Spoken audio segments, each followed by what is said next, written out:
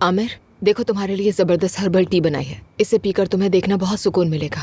बिला वजह जहमत की तुमने। जहमत की क्या बात है? ये लो, कितनी खुशबू आ रही है ना। थैंक यू सो मच सेफ्ता। Welcome dear. देर हो गई है, तुम भी जाकर सो जाओ।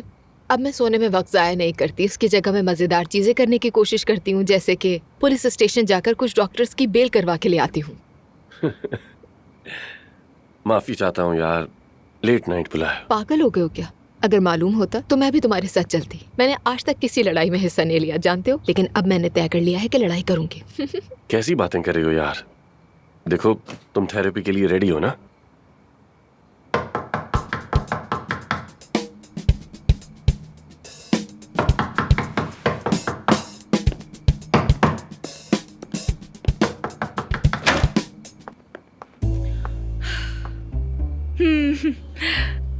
नमक, मुझे नमक चाहिए, फौरन चाहिए।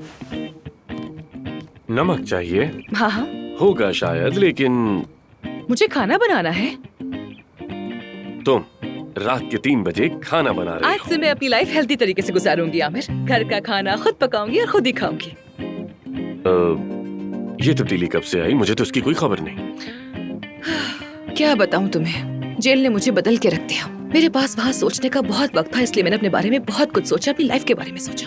और इसलिए अब से मैं अपनी लाइफ का मयार बेहतर बनाऊंगी, अपनी रूटीन दुरुस्त करूंगी, जिसमें सबसे पहले मैं हेल्दी खाना बनाया भी करूंगी और खाया भी करूंगी।